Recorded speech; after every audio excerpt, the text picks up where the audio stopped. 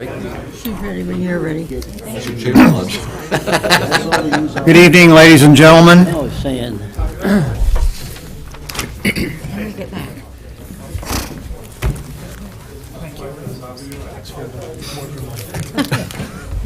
At least it wasn't malfunction. That's right. The hour is 7 o'clock, and as mayor, I hereby call to order the meeting of Laconia City Council scheduled for December 28, 2015. As always, we'll begin our meeting tonight with a salute to our American flag. I would ask that you please rise and join Councilor Ava Doyle in the Pledge of Allegiance.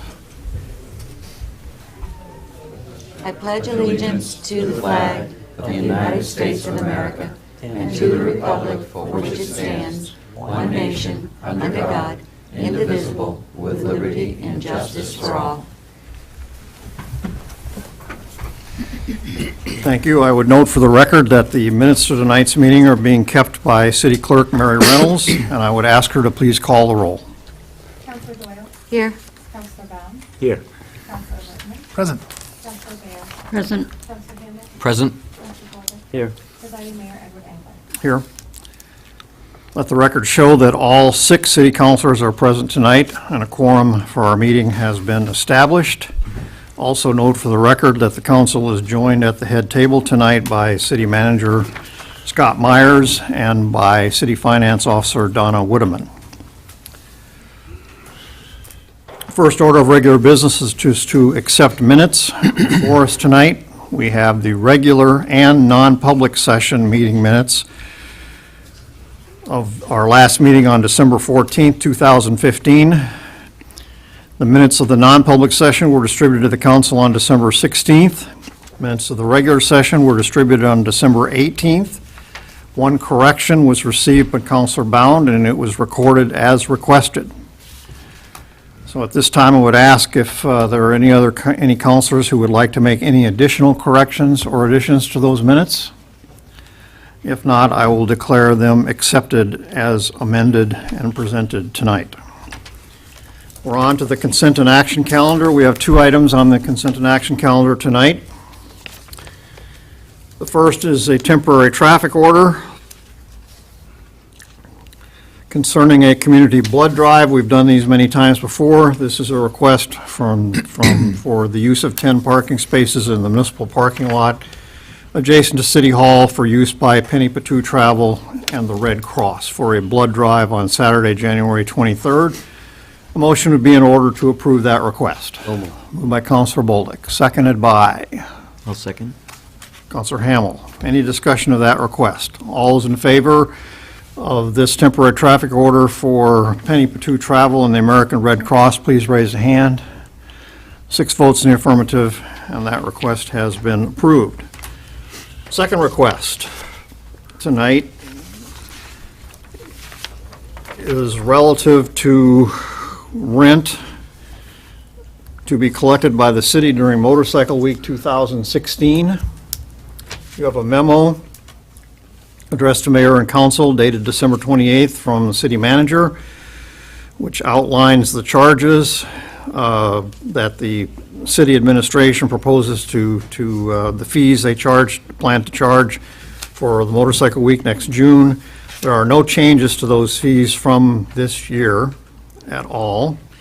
And you will note in the 4th or 5th paragraph there that they did some market research, if you will, to see what other people were charging for similarly sized spaces in the Lakeside Avenue area. To give you a comparison, the recommendation is that we make no changes to the rent being charged, the base rent being $1,250 for the 9 days for a 10 by 12 space on the boardwalk, and we would continue to provide the Motorcycle Week Association with 90 feet of block space at no charge. I believe the Laconia Kiwanis Club also gets a 10-foot space at no charge. Any questions, Councilor Hamel? I would like to have discussion on the boardwalk fees. They used to be, I think we charged $2,000, I believe. Yeah, we did. And we reduced it to $1,250, and that's been that way for quite a few years now. And I'm just wondering what the rest of the council felt about leaving it at the $12.50. I wouldn't object to bringing it up to $1,500, where we showed a deficit this year on Bike Week revenues. So, and it's pretty obvious that the other places, establishments are charging quite a bit more than us, and that's fine. But I'd like to see what the discussion would be around the table. If any. Anyone else want to weigh in on that? I agree. Counselor Bounds? I guess in the first instance, I'd like to know what the rationale was in 2011 from reducing it from $2,000 to $1,250. Does anybody have an answer for that? I think the rationale was we were having a hard time renting them, and it was kind of those years where the economy was really tanking, so we decided to bring the rents down. Have we had any difficulty in renting the spaces in the last 3 or 4 years? No, we haven't. We usually have a waiting list of people calling to see if we have vacancy. And the way we've worked it is if somebody has had a space, they get the first opportunity to renew it before we open it up.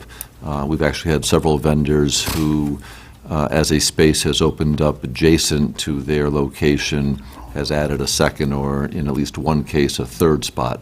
So, for instance, in our 5 food vending spaces down there, I think my first year here, which would have been Motorcycle Week of 2012, we had 5 different food vendors there. Now we have 3 vendors, 2 each taking 2 spaces down there.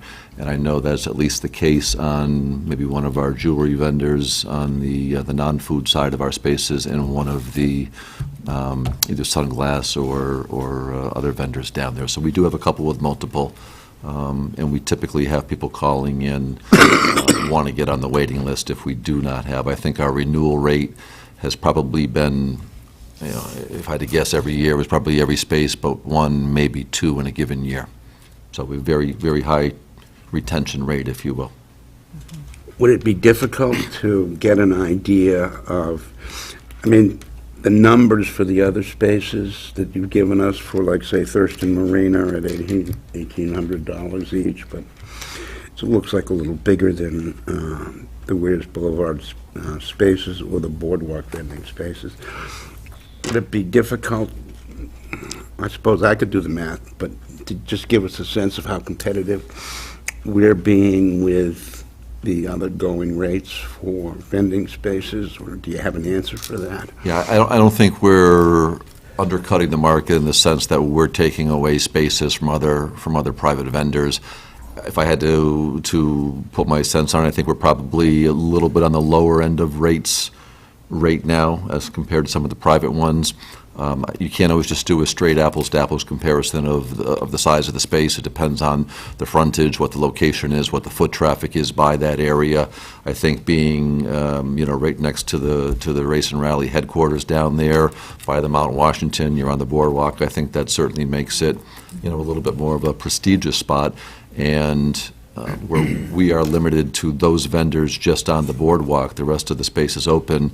I think there's good sight lines and visibility for folks walking down there too, whereas you may look at some other privately owned parcels and people may be, spaced in there a little bit tighter and some of the visibility may not be as great. So I think we're in a desirable spot. I think if, to Councilor Hamel's thought of going to $1,500, I don't think in any way, shape, or form prices is out of the market.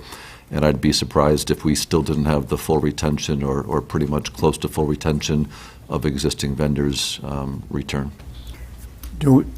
Councilor Doyle?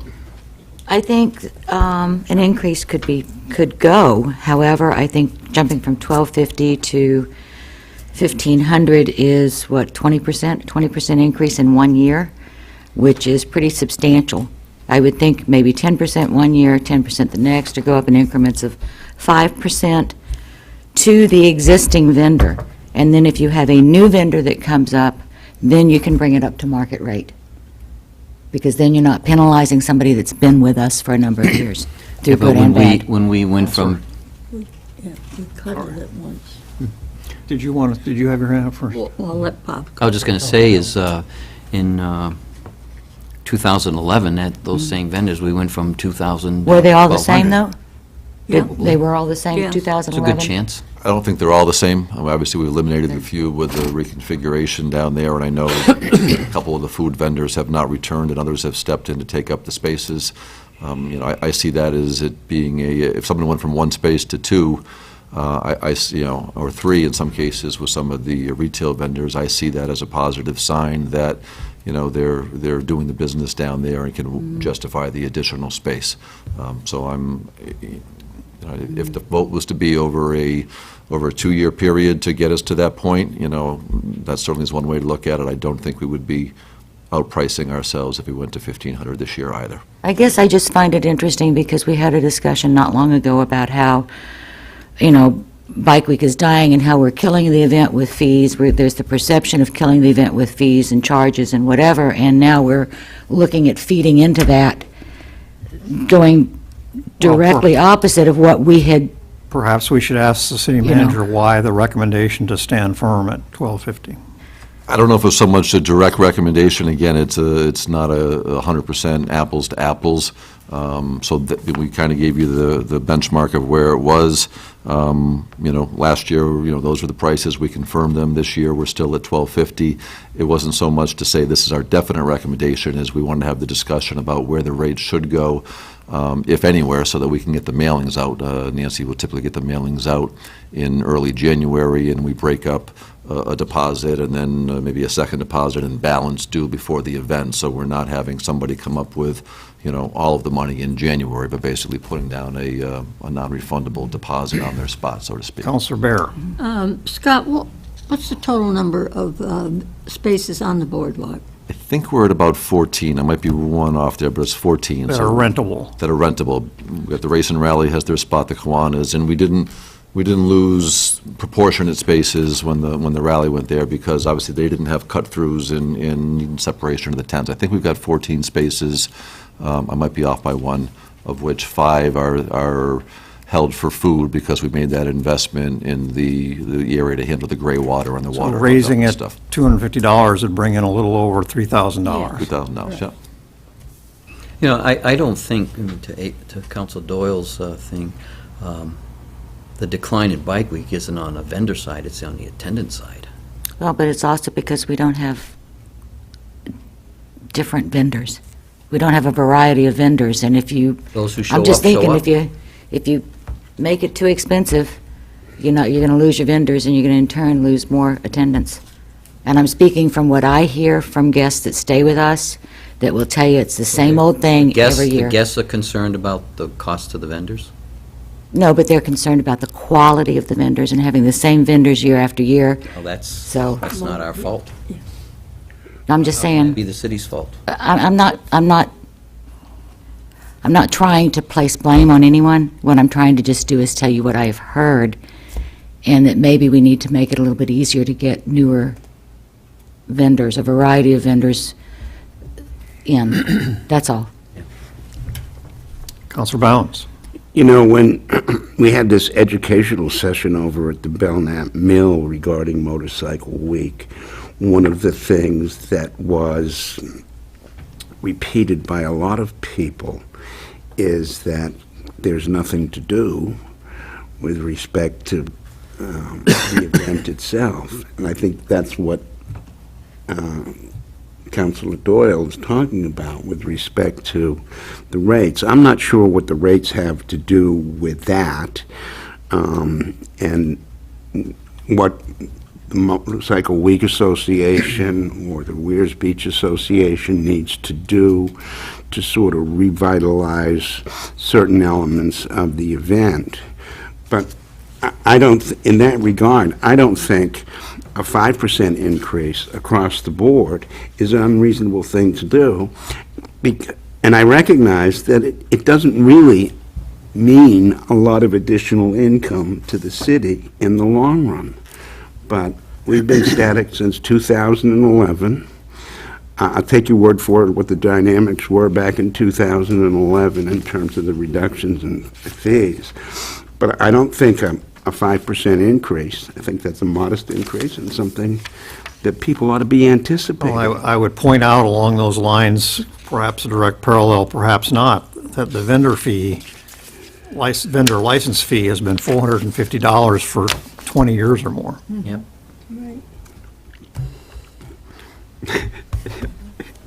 Well, that's progress, ain't it? I'm going to make a motion that on the A motion would be in order. 10 by 12 spaces on the boardwalk vending spaces be raised to $1,500, and the rest of the fees on the lower lines be left the way they are. Okay, we have a motion on the floor made by Counselor Hamel to accept the recommendations for rental fees for Motorcycle Week for city property 2016, with the exception that a 10 by 12 boardwalk vending space rent would go from $1,250 to $1,500. All other numbers would remain the same. Is there a second to that motion? Seconded by Counselor Bear. Further discussion, Counselor Lippman. So, if I recall the time that we had made the change in fees, it's because we got some feedback on a dynamic basis, if you will, that at $2,000 in those troubling years, we weren't making it. If we approve the motion, doesn't preclude us from, if you don't get early reservations at that $1,500 level, for you to come back to us and ask for some flexibility. And we'll have a good indication by the way the calendar falls when the letters go out by the end of January, early February, as to deposits back in, and then whatever we don't have deposits for will go to our waiting list, and I will keep you appraised as to how the first round goes, so to speak. So if we have a problem renting up at 1,500, then we have time to address it. Yes. Any further discussion? Ready for a vote? All those in favor of the approval of the schedule, the motion made by Counselor Hamel, please raise a hand. 1, 2, 3. Those opposed, please raise a hand. We have 4 votes in the affirmative, 2 in the negative. The motion carries. And Counselor Hamel's motion passes.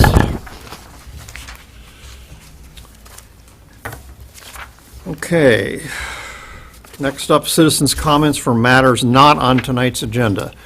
This is the appropriate time on tonight's agenda for anyone in our audience to address the council on any matter that is not anywhere on tonight's agenda. Anyone meet that description? Nope. Okay, we'll move on. We do have a presentation tonight. I would remind the council that we have a public hearing scheduled in just a few minutes on a proposal to sponsor a community development block grant. Before we get to that public hearing, we're due to have a presentation on the results of the ASHRAE Energy audit done at the Scott and Williams Building at 22 Stratford Street. And I believe Ms. Lane is here tonight, is that it? Yes. Welcome. So as you know, when we have a CDBG Would you project, pull the microphone up to I there, will. please? When we do a CDBG project, we have to have a public hearing before we do the project, and then we have to have a public hearing either during the project, or if it's a study, we have to do it at the end to tell what the results of the study were. And as usual, I have to read to you a little bit. CDBG projects require a public hearing to present the finding of a CDBG-funded study. A CDBG study, a Level 2 energy audit, was performed at the Scott and Williams Building at 22 Stafford Street in Laconia. The building houses 4 nonprofit-sponsored condominium units providing affordable workforce housing, community health care, wellness center, and child care services. The results of that are the building is way more energy intensive than any other building of its size in New Hampshire. Improvements are needed for central heating system to run more efficiently. Fresh air ventilation requires improvement in housing section through the installation of energy reduction ventilation. Basement crawl space requires insulation. Replace the common area lighting with LED fixtures, and the biggest item will be to install a combined heat and electric power system so that the building can generate its own electricity. We have Dana Newt here. He's from Resilient Building Group, who did the study, so if you want to hear more details, I'm sure he can explain it a lot better than I can. And of course, Dick Weaver from Laconia Housing Authority. Hot seat for you, Dana, in case these questions come up. We want a technical explanation of what way more means. Actually, we've done quite a few in New Hampshire, and it's 41% more than the average multifamily building of that size, so 41%. 41%. Yes. He had an answer, surprise. And that building was Yeah. renovated when, 10 years ago, I think it was, yes, roughly? Yeah. I mean, it wasn't decades ago or anything. no. Why? So 41% of what? 41% of, the way we designate this, it's per square foot usage. It's called the energy use intensity. So it's how many BTUs you use per square foot. So that's how we base every building on in New Hampshire here. So it's 41% higher per square foot than most multifamily buildings. And what, Go ahead. what does that mean in practical economic terms for the energy costs for the housing authority? Well, basically, you can transfer that to the energy cost. They're paying 40% more than the average multifamily house. Is Housing unit. Is that $100 or is it $100,000 is I guess I'm getting at? In a case like this, I think, it's probably close to like $30,000, I'm thinking. Yeah, be about $90,000 is the, well, that's the, was the gas cost. This is also includes electric, right, in your number? Yes. But, so, Could we ask you to use the microphone, please? And identify yourself for the clerk. Dick Weaver, Laconia Housing Authority. In response to the question, the cost for heating the building in the last year was about $90,000. There's also electric on top of that, so it's say $100,000. A 40% difference there is somewhere between $35,000 and $40,000 of extra expense. So your whole bill for heating that big building was roughly $100,000? Yes. So when you say here, you want the building to generate its own electricity, so you're going to put windmills on the top of it? No, but if you recall, Laconia Housing Authority owns the tavern property in downtown here, and we used a similar process with an energy audit performed by the same group, Dana Newt's group, and then CDBG funding to put a solar array on the roof of that building.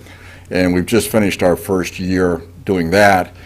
That was thought that perhaps that would be a possibility for the very large roof on the Scott and Williams Mill building. The proposal, however, given rebates and so forth, is different, and I will let Dana explain the system that we're proposing if we get the grant to do for that. It's a CHP system, combined heat and power.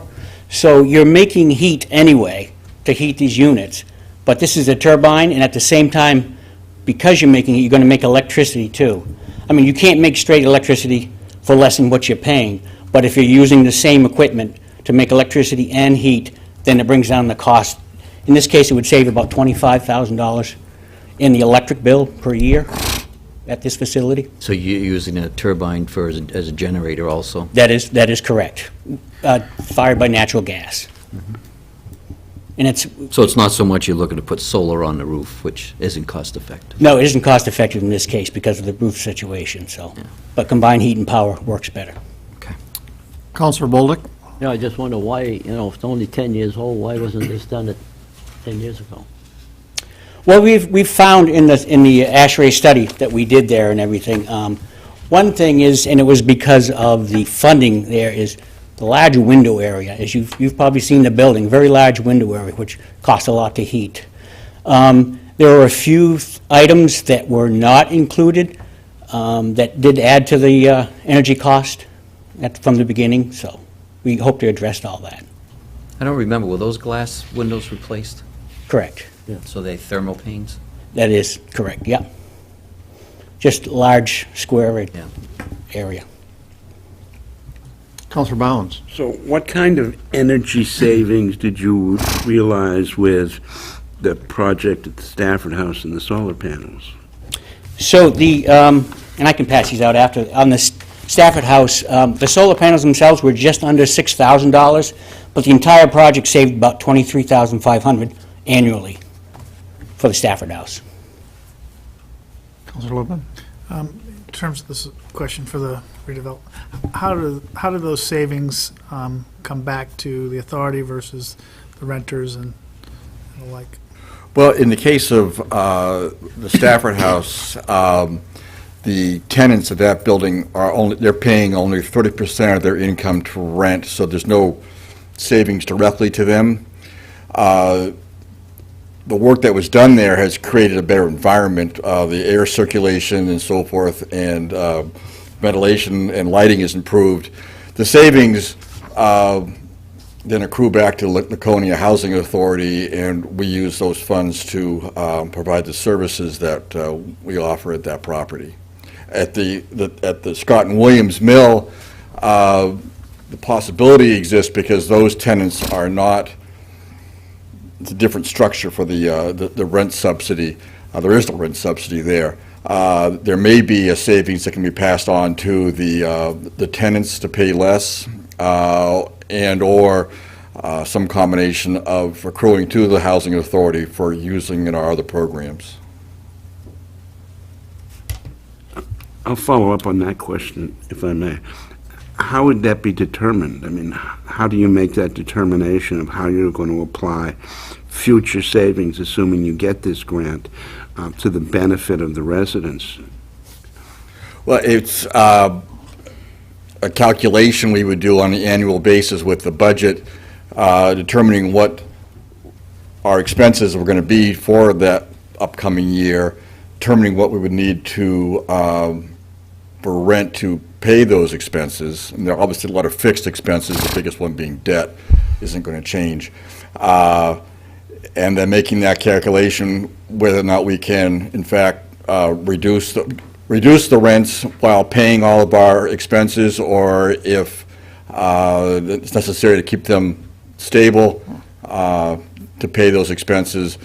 The idea would be to, I guess the first shot would be to make sure that the property is properly funded to pay all of its expenses. Currently, it's actually operating at a deficit, so we have to make up a deficit to begin with before we can even look at whether or not there can be a rent reduction or using those surplus funds for programs. What's your deficit now, do you know? In this, we had to do, the structure of the building is, because it's a condominium, the condominium actually is the association owns the heating system, and so each tenant pays a portion based on square footage, and the biggest square footage is the housing portion. There was a special assessment done against all of the owners last year. Laconia Housing's portion, which was about 75% of it, was $25,000 special assessment. So that means they were that much. So let's say it was $35,000 in total for the property that was essentially running at a deficit because they had to have the owners all chip in to cover that cost. And so that money that the housing authority puts in has to come out of our funds that we have from other sources, and it creates a burden for us. And so we're trying to first, pay ourselves back for that, and then also in the future prevent having to do that kind of a special assessment again. How long have you been running at a deficit? It's been, well, there are 2 years. Last 2 years have been a deficit, which was no coincidence. Those are the two very harsh winter years as far as heating and snow removal costs were well over budget in these last 2 years. Any other questions or comments? Okay, thank you. Was that the end of your presentation, Ms. Lane? On that part. Okay. All right, we'll proceed to a public hearing then. We have two related to this subject tonight, two different public hearings required. So we'll open the first public hearing at 7:31 p.m. And this is a public hearing on a proposed application to the Community Development Finance Authority for up to $500,000 in community development block grant funds for energy improvements to the Scott and Williams Building at 22 Stratford Street in Laconia. The building houses 4 nonprofit-sponsored condominium units providing affordable workforce housing, community health care, wellness center, and child care services. Notice of this public hearing was made in the Wednesday, December 16th, 2015 edition of the Laconia Daily Sun. It was also posted at City Hall, at the Gale Memorial Library, the Laconia Community Center, and the offices of the Laconia School District. I need to also, for the record, read the following. Community development block grants are available to municipalities through the New Hampshire Community Development Finance Authority. Up to $500,000 annually is available for economic development projects. Up to $500,000 for public facility and housing projects. Up to $350,000 in emergency activities, and up to $12,000 is available per each planning grants. All projects must primarily benefit low and moderate income persons. This project is a proposed application to the Community Development Finance Authority for up to $500,000 in community development block grant funds for energy improvements to Scott and Williams Building at 22 Stratford Street in Laconia. The building houses 4 nonprofit-sponsored condominium units providing affordable workforce housing, community health care, wellness center, and child care services. This project conforms with Laconia Housing and Community Development Plan's goals of encouraging workforce housing and the rehabilitation of community facilities and services, provide facilities and services that meets the needs of the city's population. So having said that, I would now ask anyone in attendance tonight who would like to offer testimony to the City Council on this grant application. No one? Okay, I'd remind us all that we will take this matter up again under new business tonight. And did you need to say something? No, you did all my work. You're just standing by, okay. All right, so I'll declare this public hearing closed at 7:34. And at 7:35 PM, we will open a second public hearing. And that has to do with the the Residential Anti-Displacement and Relocation Assistance Plan. Notice of this public hearing was made in the Wednesday, December 16th, 2015 edition of the Laconia Daily Sun. It was also posted at City Hall, the Gale Memorial Library, the Laconia Community Center, and the offices of the Laconia School District. And I need to read the following into the record to begin this public hearing.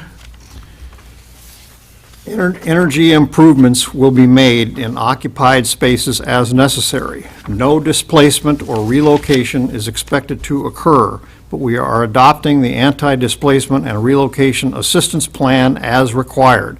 This plan outlines the measures they would take to find comparable, suitable housing if a person or business was displaced or relocated. All right, so put in layman's terms, this is the required, federally required provision for a public hearing in case anyone were to be displaced at 22 Stratford Street because of this project. Okay, and they're anticipating no one will be. Is there anyone who wishes to address City Council on this matter? No one, so I'll close the public hearing at 7:36 PM. And again, we will take this up under unfinished, is it unfinished business or? No, it's under new business. Yes, I'm sorry, under new business.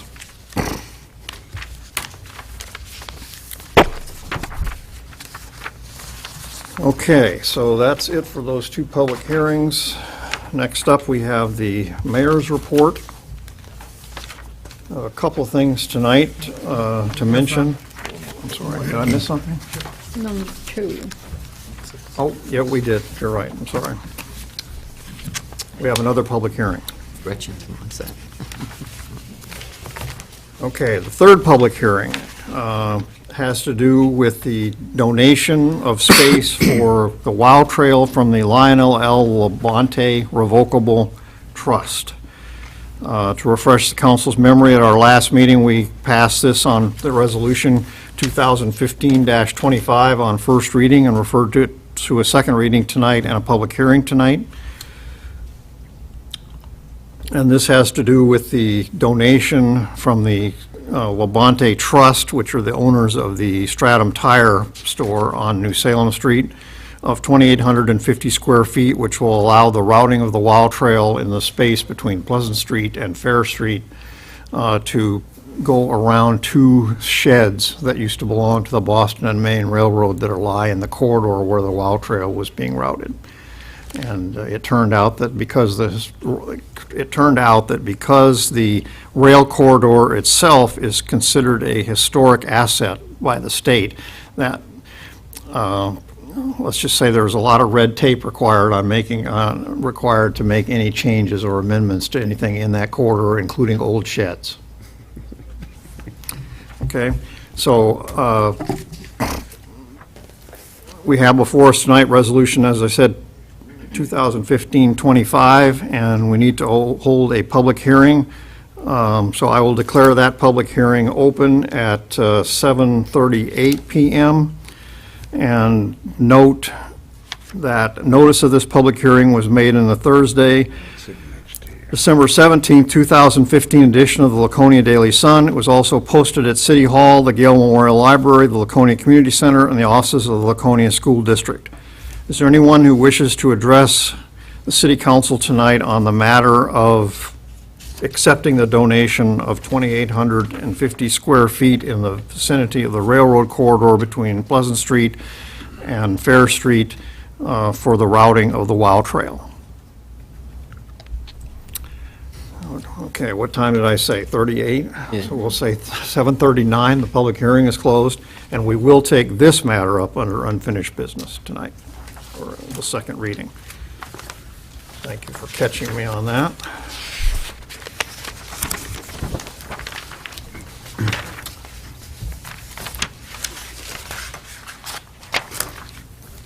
Okay, mayor's report.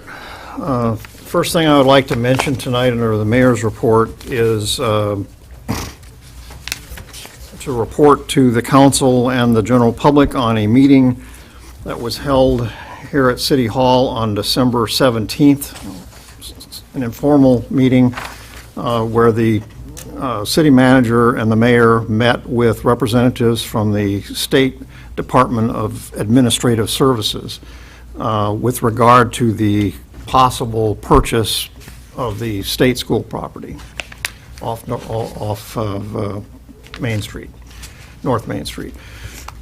And included in that meeting was Mike Connor, who is the Deputy Commissioner of the department in charge of disposing of surplus property, among many other things. And so I just wanted to, the primary purpose of the meeting was to allow Mr. Connor to brief the manager and myself about what the procedure was going to be used for the disposal of that property. We didn't get into the specifics really of price or anything like that. We were simply, this was an elementary first conversation about procedure and how they were going to go about things. And I think we came out of that meeting with a very firm understanding of where they're coming from and what and how they intend to proceed. So I wanted to brief the council and the public on that tonight. First, a reminder that the House Bill 2, often referred to as the trailer bill to the state budget that's passed every 2 years, contained a provision this year that passed into law that called for the sale of the state school property. What we did learn at the meeting is that the state has already subdivided that property since we last looked at it, in that they have taken the two buildings and the surrounding land, the two buildings closest to Parade Road, one of which now houses the Police. what do you call it? Mutual aid, fire mutual aid. facility, and the second building currently is a temporary home for the Marine Patrol. Was the home of the Lakes Region Community Services before they bought the federal building and whatnot. So the two buildings, as you face the state school from Parade Road, the two buildings closest to the road have been subdivided, and the land around them and are not part of the parcel anymore. What remains of the parcel is a tiny fraction under 200 acres. So we're talking plus or minus 200 acres here remaining. And the trailer bill called for the sale of that land, and interestingly, it also included language in it that bypasses a provision of RSA 4:40, which is the normal law in terms of disposing of state property, which calls for measures of this kind having to go before the Long-Range Capital Planning and Utilization Committee before they can go to the Governor's Council for approval. And that process by this statute has been bypassed. Good. So the only thing the Administrative Services has to do now is bring a proposal for the sale of that property to the Governor and Executive Council for approval, and they're bypassing the legislature at this point in time, or any influence from the legislature. And so that is their intention. And the budget that passed calls for $2 million to be gained by the state by the end of this biennium, which would be June of 2017, I guess would be the end of this biennium. So another thing we learned is, you'll recall that several years ago, two different appraisals were done on this property, one that the city paid for and one that the state paid for. And both those appraisals came in very close to one another at slightly over $2 million. And Mr. Connor informed us that as of today, or that day, they did not intend to have another appraisal done. And if for no other reason than I think they don't have the funds to do another appraisal. So what they're going to do is, on or about the 1st of April, they're going to, between now and that point in time, so they've got 3 months, they're going to put out requests for proposals and hire a real estate firm to handle the transaction for them. So the property will go on the market roughly April 1. And what they intend to do is to keep the property on the market through the summer.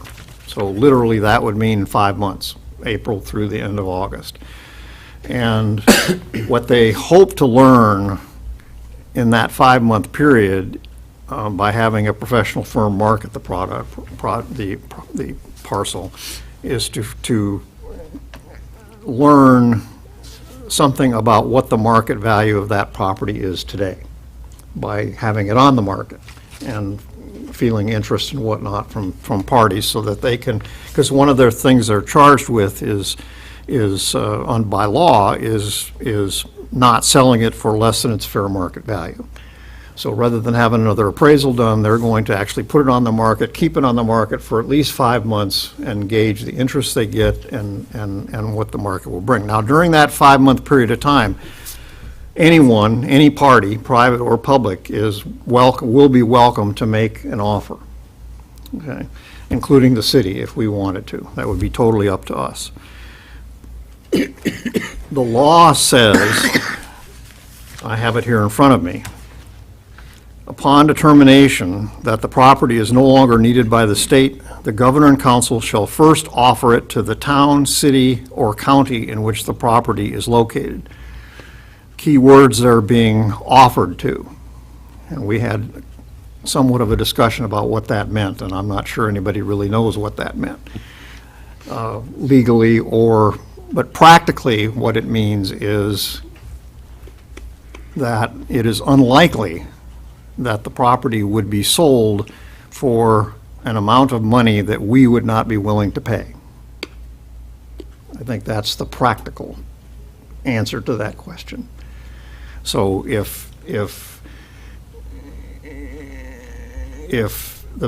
we're willing to pay X, they wouldn't sell it to another, to another party for that same amount.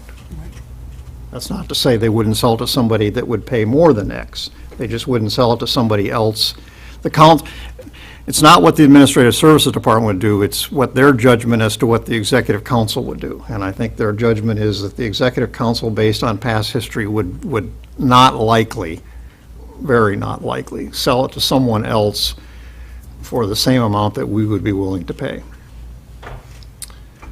And that wouldn't happen before Labor Day, is basically what it comes down to. So, I don't think I need to go into any more detail than that tonight. At some point in time, this is probably going to be the subject for a specific, on the council agenda, perhaps under non-public session, if we want to talk about what our strategy might be towards the possible purchase of this property. But we have plenty of time to do that, because it's not, as I said, it's not going to hit the open market until around the 1st of April. Okay? Anybody have any questions on that subject? We will have to consider the cost of the rehabilitation or Cleanup, yeah. cleanup, which is quite sizable. Yeah. Now, As will anyone by- else who might buy it. Well, true, but you have to own it before you can apply for EPA funds. Now, the other thing is, with the subdividing and not being on the market, those two buildings, of course, they'd be removed from the cleanup, obviously. But does that include the blood, known as the blood building, or? No. No, it's not. No, the blood building is well back. Which is a big project. The two buildings they're keeping are fairly new buildings compared to... Yeah, Blood building they're is yeah, toward the back left. But right. I thought they had already offered it, when they offered it to us the last time, those two buildings were not included anyway. I'm sorry? When they offered it, when we put a price in for it before, those two buildings were exempt at that time. Were they? It was the understanding that they would be subdivided off. Now the subdivision has officially They've occurred. actually They are done a the separate lot. It was Didn't the, it include- was the understanding that that was not part of Does the it parcel. It did include the beach. The lake front property? That was The separate. lakefront It wasn't property is part of included. Ahern State Park. That's right. Right. That's not And so included. that, and how about across the street by Opeachy? Isn't that part of the land? That's a No, separate tract. But separate, but it goes with the deal? No. No. One parcel across the street, the smaller one, the That's the- triangle, the field. we already have a Yeah, the 99-year field, lease hay on. fields, yeah. And the larger tract where the community garden is, that Yep. big tract there, Yep. that's not included. That's not included. Just the one across the street. The triangle, we already have a lease on, a 99-year lease. And I think I think the offer that the council made some years ago included giving that parcel back to the state, did it not? No, I don't think so. I think it included paying the appraised value, even though in theory, we had the 99-year lease, so it really had no value because we had it locked up for that length of time. But I think that was the difference between the two appraisals, is that Oh, okay. assigned at a fair market value, and in reality, Yeah. but we did offer the higher appraisal of the two at the How time. about the Robbie Fields? That's not included either, is it?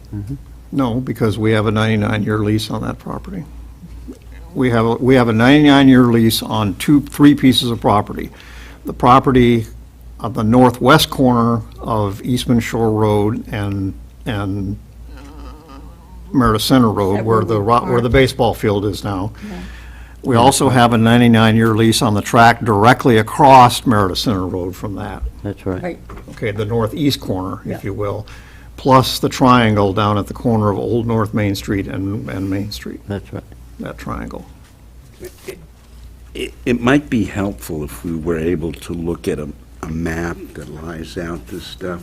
Just tell me where it is. It's probably. Well, I think we'll do that, and I think the city manager and I were talking earlier today about this, and I think at some point in time, once winter is gone, it would probably behoove us to take a field trip, the whole council, and go out there and look around and with the state's permission, obviously, and view the property and have the maps with us and all that sort of stuff. And I know that Matt Leahy did a lot of work, and Yes. he's got his report up on a site that you can access. But I would like to get a sense of the chronology or what happened in the last attempt to buy the land and how that came about, and just so I could get a sense of the dealings that went on before. Is that Okay. possible? We can put together a whole packet, everything from a map to I think the company's name was Crederi, who went out there and did the Phase 2 assessment for the blood building, to go in and look at the lead paint and the asbestos and different things there. We can put the report that came out of the commission that then Mayor Leahy had chaired, and put a synopsis of the timeline in our attempt to purchase it back in, I think it was probably 2012. Okay. So we can have that to you well in advance of going out and doing a site visit, so you've got a chance to read it and get that under your belt. Thank you. Okay, the second thing quickly I'd like to mention tonight under the mayor's report is simply to mark the passing, if I could, of two of the great gentlemen of their generation who have died within the past week, who both made enormous contributions to the well-being of our community in their lifetimes, and that would be Dick Breton, who died at the age of 79, and Don Bean, who died Thursday at the age of 88. And I think we all know that Dick was a member of this council, two different occasions, 1971 through 1974, when he served as a councilor from Ward 5, and then again in 2005 when he served as the councilor from Ward 3. And he was also a member of our Water Commission for 20 years, as well as playing other very active roles in his community over those years. And Don Bean, as I mentioned, who many people probably don't recall, and way before my time, was at one point a commissioner of the Parks Commission in the city of Laconia. And he was also obviously a pillar of the community, 67 years a Rotarian. He was on the board of directors of the Laconia Savings Bank for 25 years. Both of these gentlemen made innumerable contributions to this community during their lifetimes. And we mourn their passing and send our sympathies to their family.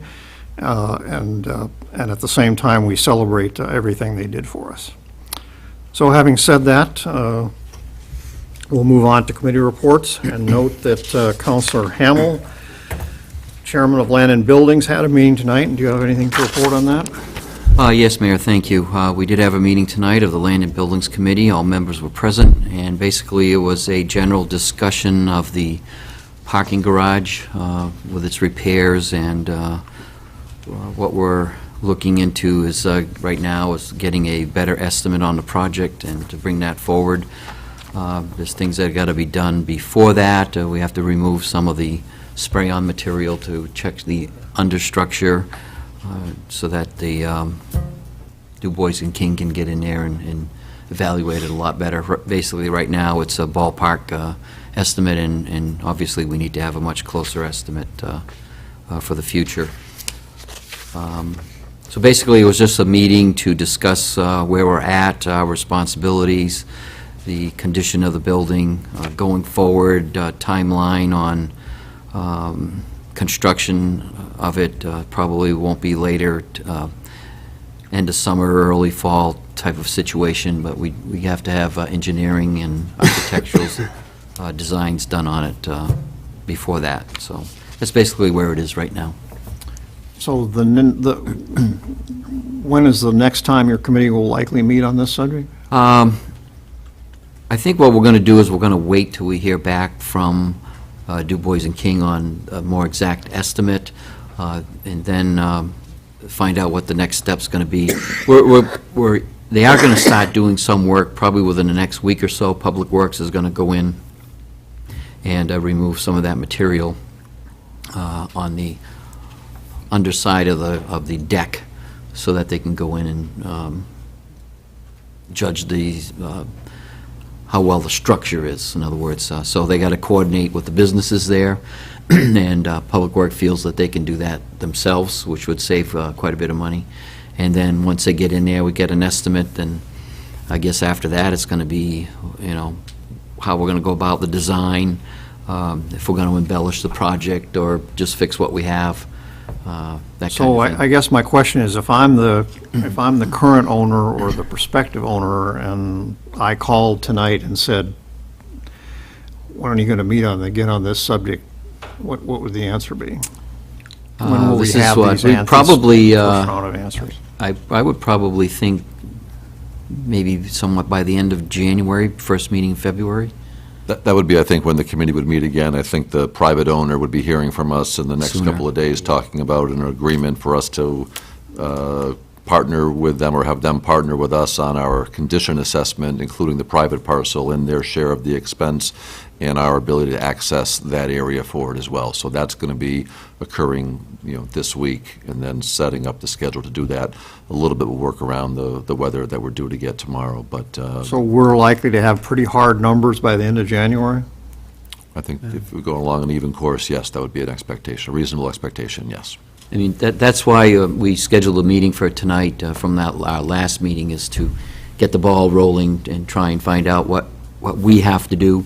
And by having that meeting the other day in the manager's office, Du Bois and King said that they can't give a better estimate until the material's removed, so that's the next step of the project, is to remove. And DPW will get going on that right away? Yes, they said they would. Do you have some? Scott, in regard to the contract,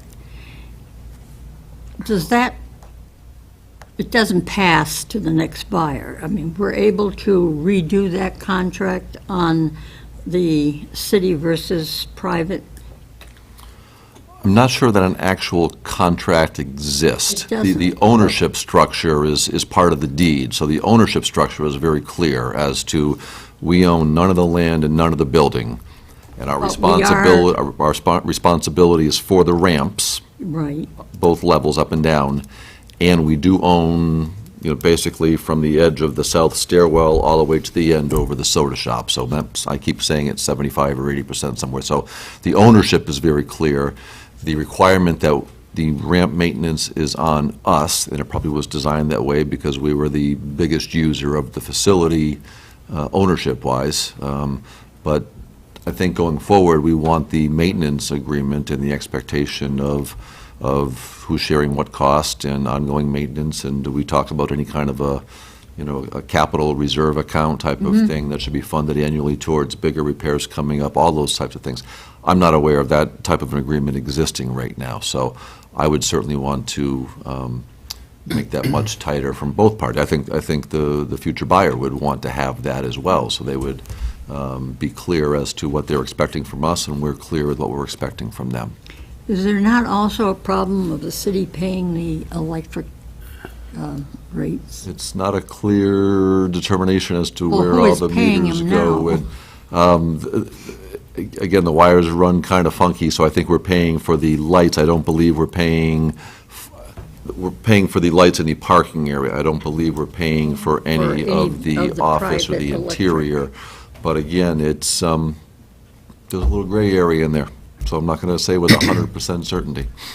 So these are all things that we have to check into. It's going to be, trying to get around all these things, or not get around, but solve all these things. It's going to be a little complicated, but I think we're up for the challenge, so. Yeah. Our goal is April. Yep. To complete the assessment of what we can or can't do there. I'm sorry? Our goal is April, I think, as a committee, to complete what our position is going to be on, so that the buyer can make their decision and not lose their financing unnecessarily. Okay, anything else? Just out of wonder. Wonder. Yeah. You mean there was no contract in 1974 that all the obligations of the parties are spelled out in a deed recorded at the Registry of Deeds? Is that it? Other than the ownership being identified and that maintenance of the ramps was the responsibility of the city, that seems to be the extent. I have a feeling that our, probably city attorney is going to have to get in on this and come up with something that's agreeable to both parties. This is amazing to me, but what's done is done, and I don't think we can do anything about it. But as long as we keep up the spirit of a public-private partnership in terms of resolving these outstanding issues, let's keep going, you know?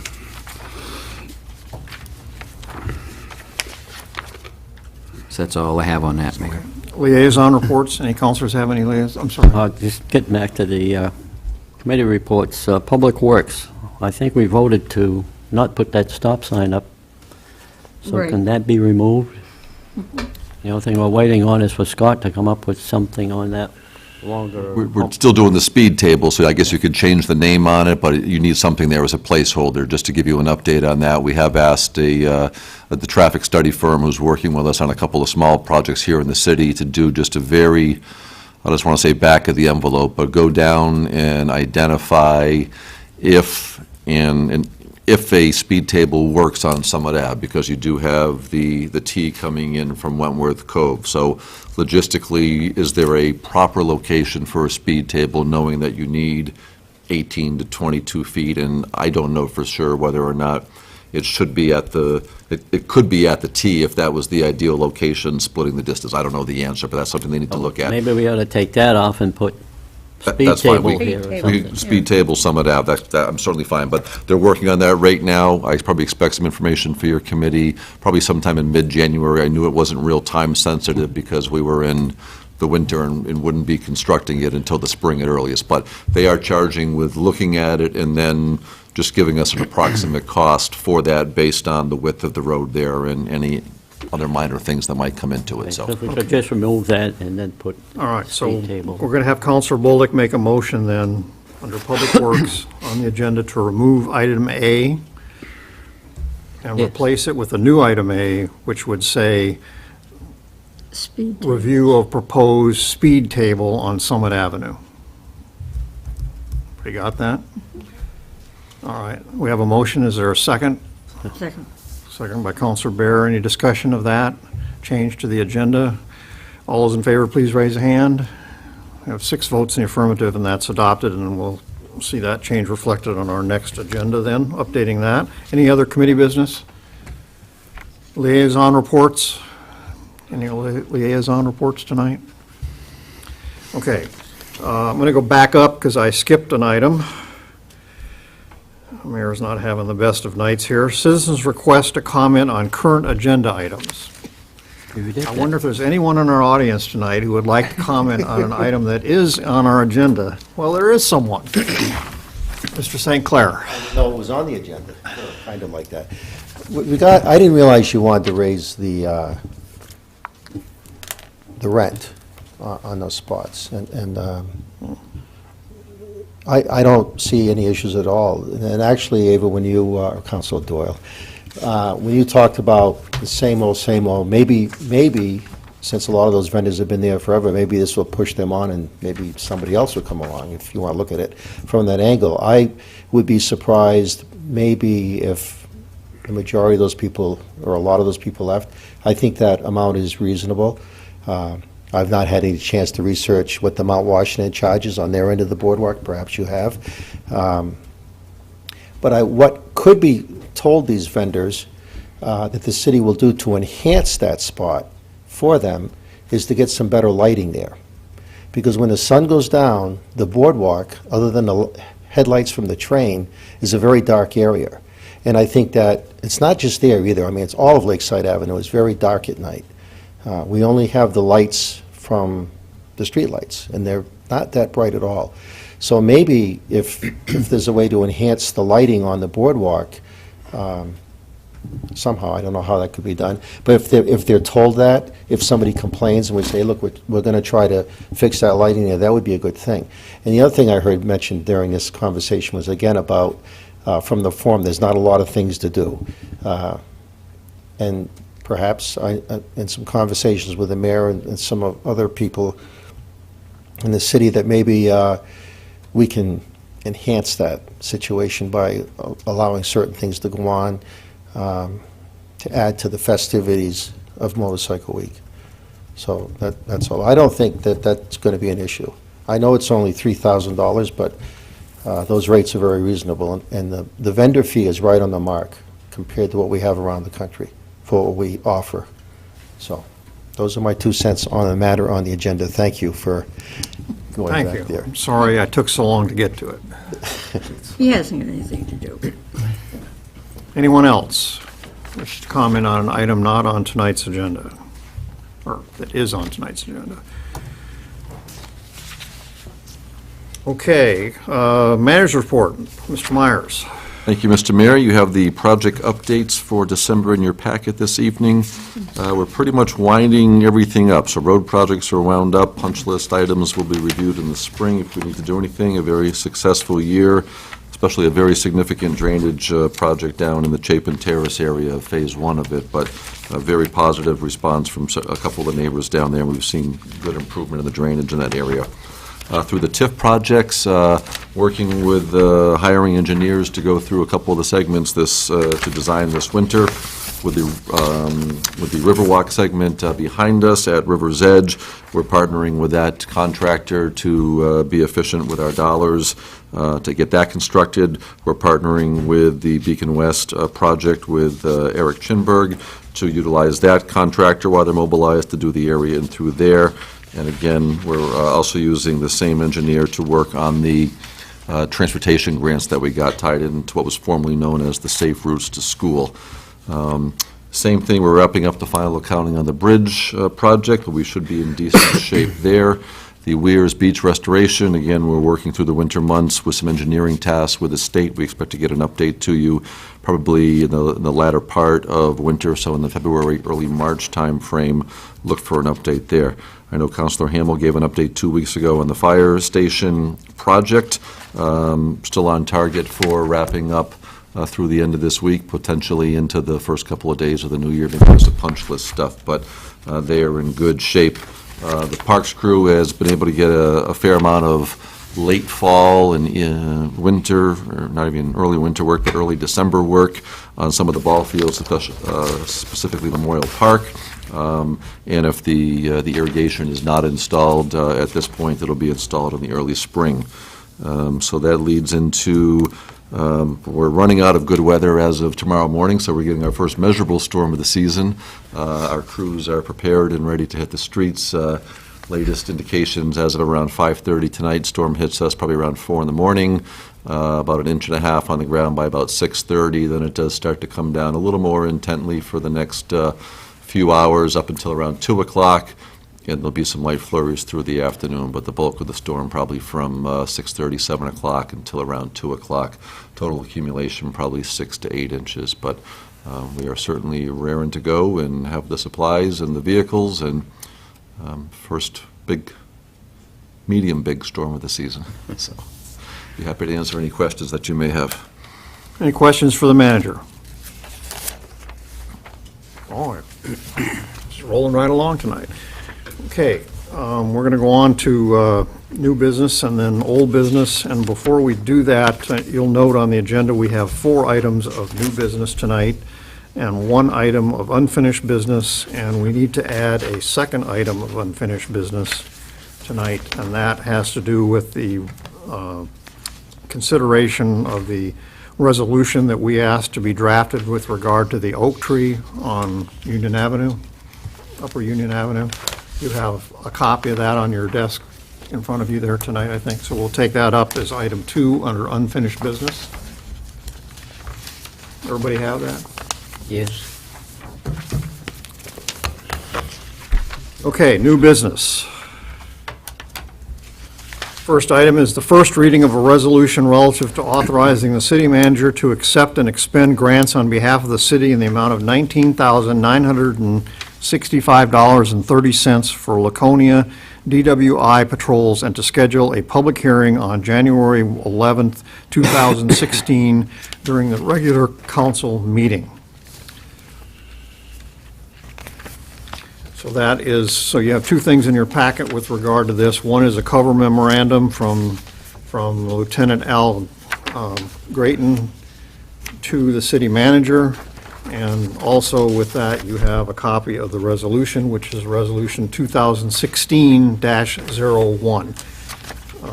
And I would ask the manager to provide further input on this for us, please. Thank you, Mr. Mayor. This is a grant application we've applied for, has gone through the Highway Safety Committee here locally. It compiles a couple of individual DWE grants into one for just under $20,000. The grant does require a 25% match. Our match will be in kind, including staff time, some overtime if we have to go to court, and prosecutors' time for this, as well as any administrative overhead type of cost and fuel maintenance for our vehicles.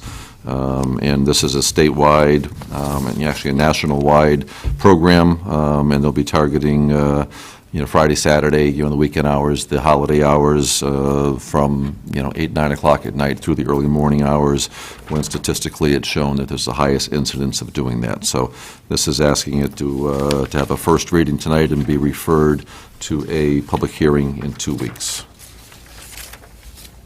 I'm also asked to note for the record that copies of the resolution 2016-01 were made available in the city clerk's office. They were posted at City Hall on the bulletin board, and this evening at the entrance to the council chambers. Any discussion or questions of the manager before we go to motions? We have two different numbers. What you read into the,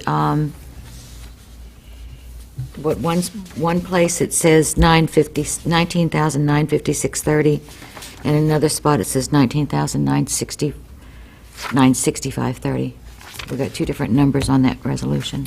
Where are you seeing two different numbers? Transposition errors. The first one is the third real paragraph where it says, whereas the Laconia Police Department. Yeah. It says 19,956. One says 56 and one says 65. Yes. Yeah. I believe the 56 is the correct one, so we can administratively correct that Okay. one and refer a corrected version. Thank you for finding that. So it's 956? That is in the memo, so I'm going with the memo that came from Lieutenant Grayton, yes. Yeah, you're right. All right, thank you, Counselor Doyle. Okay, so the first thing we need to do is pass a motion to move reading of the entire resolution and to read by title only. Would someone care to evoke Council Rule 29F, paragraph 1? Moved by Counselor Lippman, seconded by Counselor Bear. Any discussion of reading by title only? All those in favor, please raise a hand. We have 6 votes in the affirmative. That motion passes. So the language then is to adopt on first reading Resolution 2016-01, a resolution relative to authorizing the city manager to accept and expend grants on behalf of the city in the amount of $19,956.30 for Laconia DWI patrols and to schedule a public hearing on January 11, 2016 during the regular city council meeting. I have that motion, Counselor Bolduc, seconded by Counselor Bear. Any discussion of that motion? All those in favor of passage on first reading, please raise a hand. We have 6 votes in the affirmative, and that motion carries. Thank you.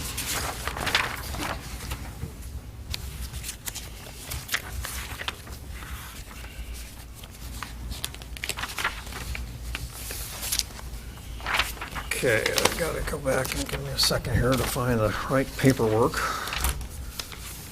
Now we're going back to the 2 motions. We had the public hearings tonight with regard to the community block grant application. First up,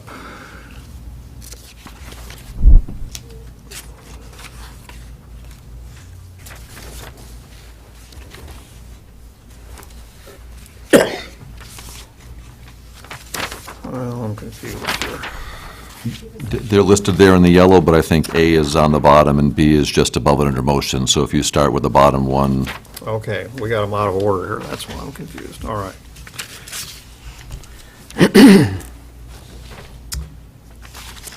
Council votes, we need a motion to the following. council votes to approve the submittal of the Community Development Block Grant application for energy improvements at the Scott and Williams Building, and votes to authorize the city manager to sign and submit the application and any amendments thereto, and upon approval of the CDBG application, authorizes the city manager to execute any documents which may be necessary to effectuate the CDBG contract. May I have that motion? Thank you, Counselor Bound, seconded by Counselor Bear. Any discussion? All those in favor, please raise a hand. We have 6 votes in the affirmative, and that passes. Okay, the second motion is to have the council to adopt the Residential Anti-Displacement and Relocation Assistance Plan for the energy improvements at the Scott and Williams Building Community Development Block Grant application. Moved by Counselor Bolick, second by Counselor Hamel. Any discussion? All those in favor, please raise a hand. We have 6 votes in the affirmative, and that motion also passes.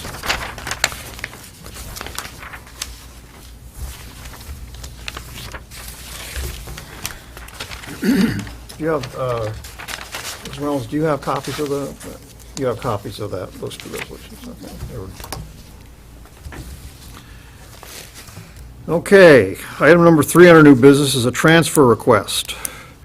You have before you in your packet a memorandum dated December 21st from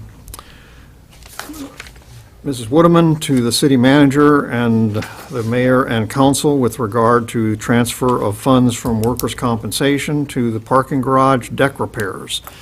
Mr. Myers, you care to comment further? Thank you, Mr. Mayor. As we identified at the last meeting, the emergency repairs came in at just under $102,000.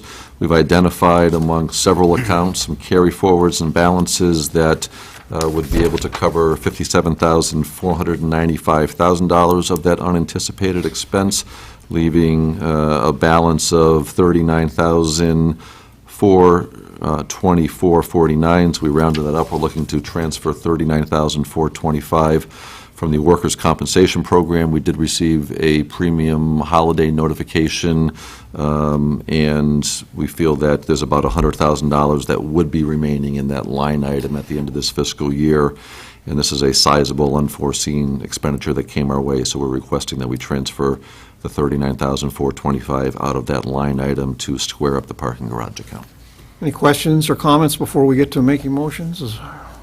Will this probably have to be used for the new examination by DuBois King and repairs? We'll determine the scope of work there, and potentially we could be coming back again for some additional scope of work, yes. But at this moment, when we put this into the queue a couple of weeks ago, that was the amount that we knew. So we can see what that amount is. Maybe we can pull it out of a general operating expense if it's a small enough number. There wasn't a way to absorb close to $40,000 at this point in the year. Okay, I'm sorry, go ahead. Did you have a question? Make that motion. Okay. Counselor Lippman moves to transfer $39,425 from account 01-433-125-000 workers' compensation into account 01-497-500-0048 parking garage deck repairs. Is there a second? Counselor Bolick seconds that motion. Any further discussion? All those in favor, please raise a hand. 6 votes in the affirmative, and that motion carries. Item number 4 under new business is review of city manager's compensation. The council met after its last meeting on December 14th in non-public session to discuss the city manager's compensation package and related items, and we are tonight in open session going to adopt those measures that were agreed to during that non-public session. Would note for the record that the city manager's current salary is $120,000 a year. That was set for the year 2015. And for the calendar year 2016, the council is proposing to raise raise that salary to $125,000, an increase of $5,000 or 4.2%. In addition to that, we would note that at present, during 2015, the city is contributing 11% of the manager's salary to a 457 deferred compensation plan, which is in effect a retirement plan, a private retirement plan.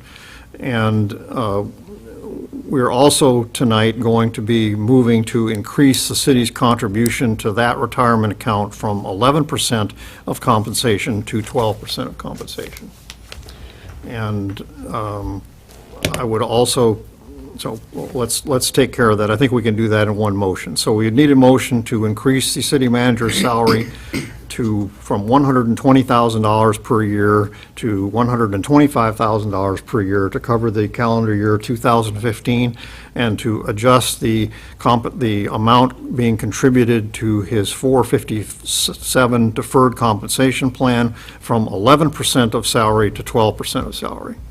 Moved by Councilor Bolduc, seconded by Councilor Hamel. Any discussion? All those in favor, please raise a hand. You have 6 votes in the affirmative, and that motion carries. And I will add after that, I think it's fair to say that the city manager, Mr. Myers, continues to enjoy the confidence of the city council and is judged by all to be doing a superb job, and we congratulate you and we thank you. Thank you very much. I appreciate the confidence, and I really enjoy working with all of you and working in Laconia, so thank you. Same here. Same here.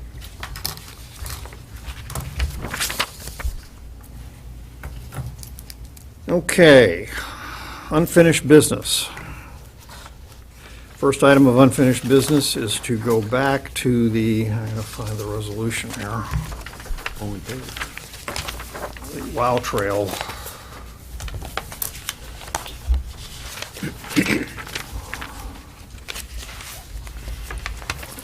There it is. So we're going to take up now under unfinished business Resolution 2015-25, a resolution relative to the acceptance of donated property by the Lionel L. Labonte Revocable Trust of 2011 for use with Phase 2 of the WOW Trail.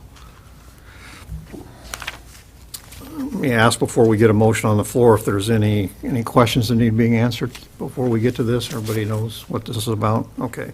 May I have a motion, please, to waive reading of the entire resolution and to pass by title only? Moved by Councilor Doyle, seconded by Councilor Lippman. Any discussion? All those in favor, please raise a hand. 6 votes in the affirmative, and we have waived the reading. So a motion would be in order to approve Resolution 2015-25 relative to the acceptance of donated property by the Lionel L. Labonte Revocable Trust of 2011 for use with Phase 2 of the WOW Trail. Moved by Councilor Bounds, seconded by Councilor Doyle. Thank you. Any discussion? All those in favor, please raise a hand.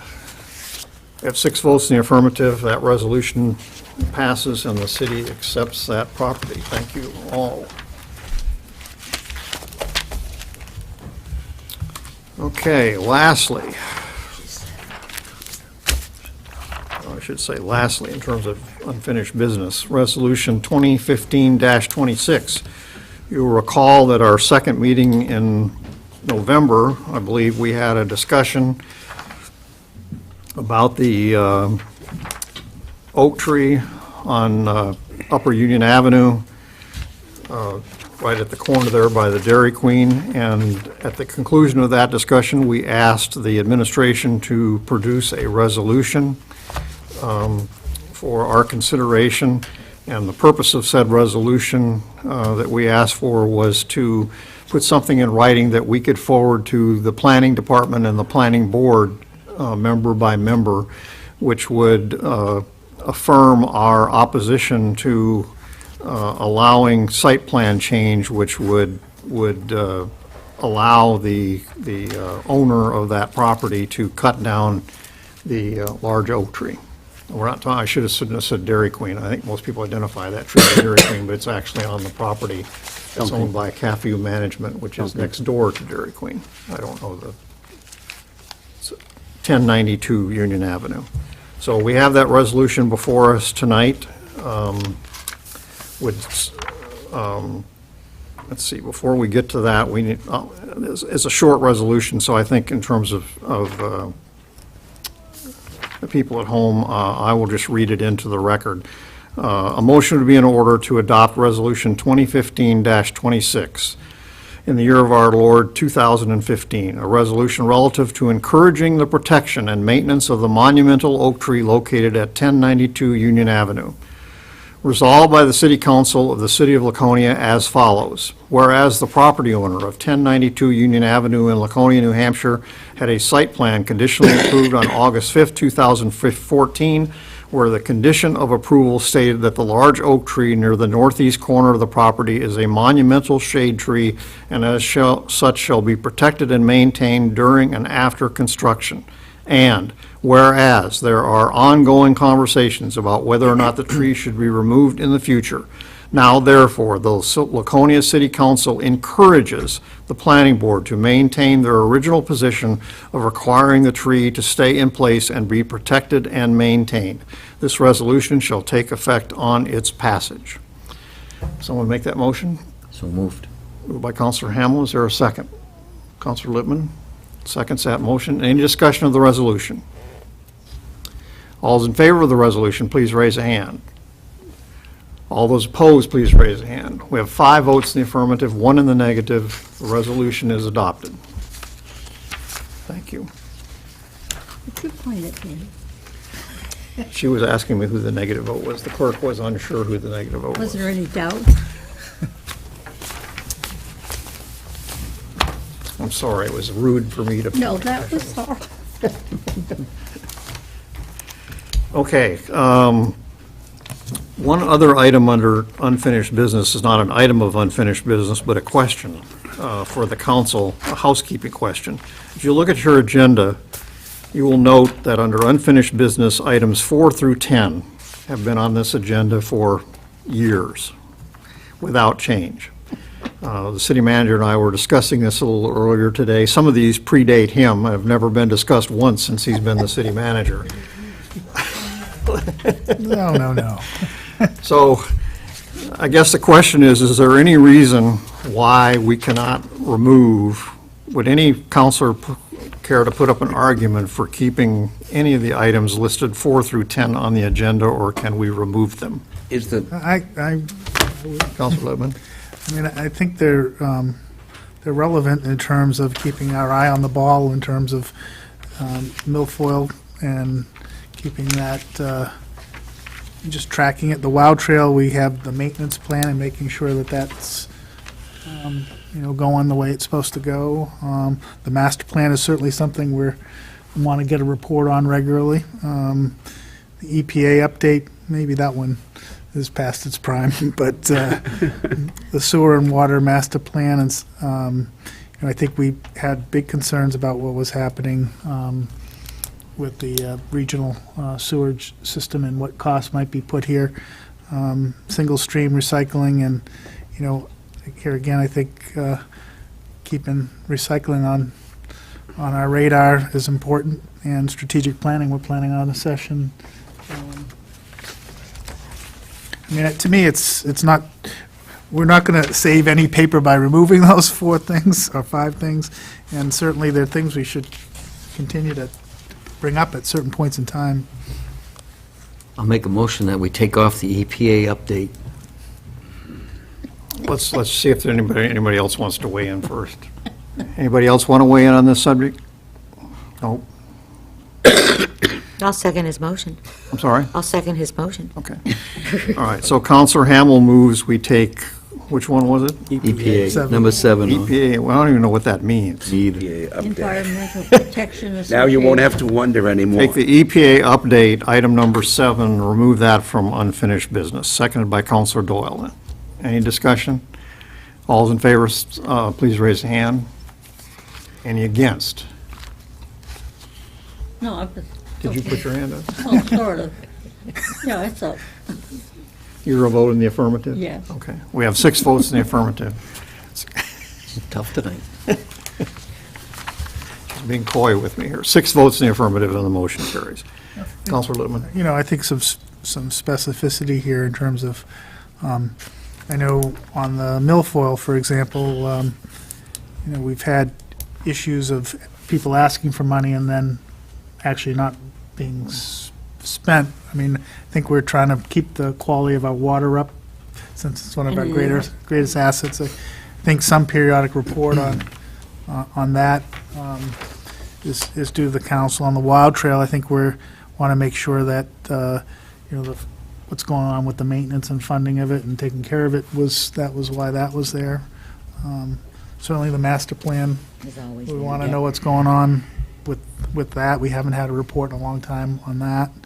You know, the sewer and water master plan, I know that one of the things we were interested in tracking there was related to the new metering that's supposed to be done to allocate the costs, and as well as infrastructure investment that we may be on the hook for. So I think, you know, at least having some annual report on that would be good. A couple of those updates come in the project update now Yes. on the Woonsocket River Basin. Yes. The recycling one, we agreed a year or so ago not to do it on an annual basis, but do it quarterly. So we're one more cycle away from presenting you the 6-month Yep. snapshot on recycling. So, yeah, some of them you do maybe just get in a little different manner. But again, we were just looking, and I said to the mayor today, I go, some of these have been here longer than I have. The So- EPA one we just took off was sort of fed into the master plan, as some of the concepts in there hopefully get built into the master plan. Do you think maybe we could ask the Wild Trail people if, she had left, I was going to ask, if they could come in and kind of give us an update of where they are? Because I think I don't know if they've already got an architectural plan or not, but, you know, I'd like to see it before construction starts or whatever. I don't think they're quite to that point, but we can certainly get I an don't know where update they from them are. at an appropriate time. Well, I'm on that board now. I can give you somewhat of an update on that, to my knowledge. The goal was to put the construction documents have been completed for Phase 2. The engineering documents. There are three significant tactical hangups with regard to it. One was the Foster family, which still owns the Citizen Building. There were protracted negotiations about what the Wild Trail was going to be able to do or not do to get up to Fair Street, where we widened the bridge and whatnot years ago for the sidewalk. And I believe that situation has finally been resolved satisfactorily to allow an easement for the Wild Trail to hug the river along the shoreline there on that Foster's property. The second one we took care of tonight had to do with those sheds. And the third one has to do with the tactical issue of negotiating the very narrow corridor between Pleasant Street and the start of where Pittman's Freight Room is. That issue has not been resolved yet. So that one's still hanging out there. Now, having said that, from a financial standpoint, the decision was made by the Wild Trail Board that, we were talking about rough cost estimates earlier tonight, that we're not going to be able to get real hard cost estimate numbers for building Phase 2 until the project is actually put out to bid as engineered, to get really nailed down on what it's going to cost.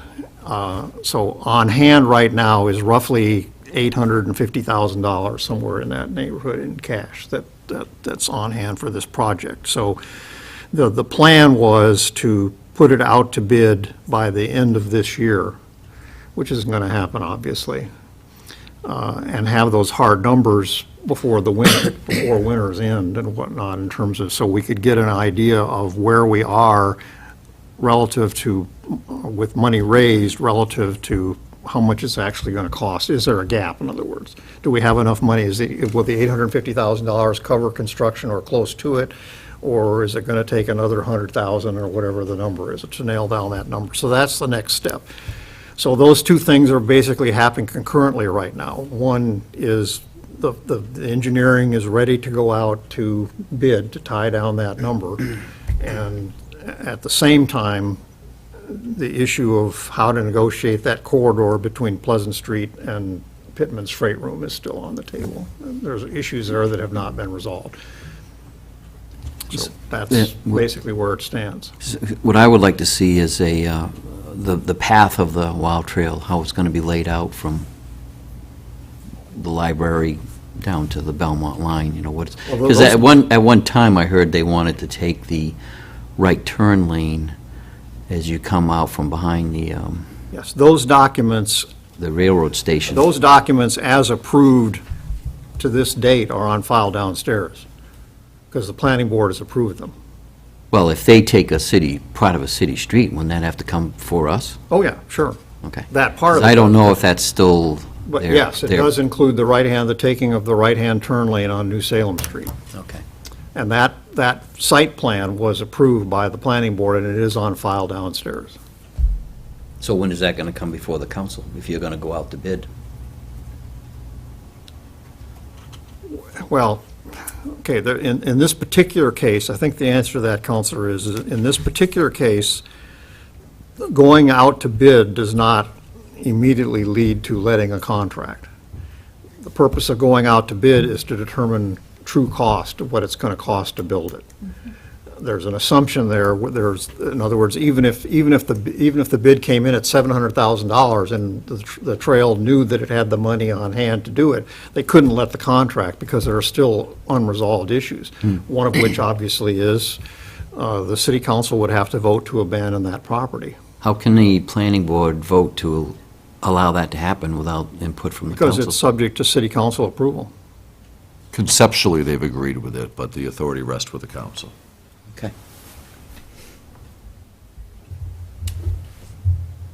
So, that's basically where it's at today, right there. Okay. Any other, how did we get onto that? I don't recall. Well, we were just going through the unfinished business. Oh, the and unfinished why it's business. worthwhile keeping the items there. Okay. Okay. Council comments. I have, Council Bowler.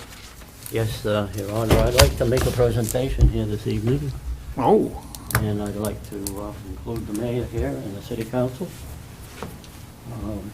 You all heard at our last meeting, we were awarded this oh, yeah. for Christmas We village, got it framed. so we thought we'd frame it up and give it to you to see and put it where a lot of people are going to see it. Oh, that's what was read into I don't the know of any other city business that's sponsored it. congressional record, yeah. Congressional. Very nice. Great. Maybe Well, thank next you. year, Yeah. or maybe down on the I appreciate it. bottom floor where everybody goes to these different, Thank you, Councilor Hamel, also. but, That's great. We'll find a spot for that. Okay, any other council comments tonight? We do have a need for a non-public session. Should be brief. you never should say that.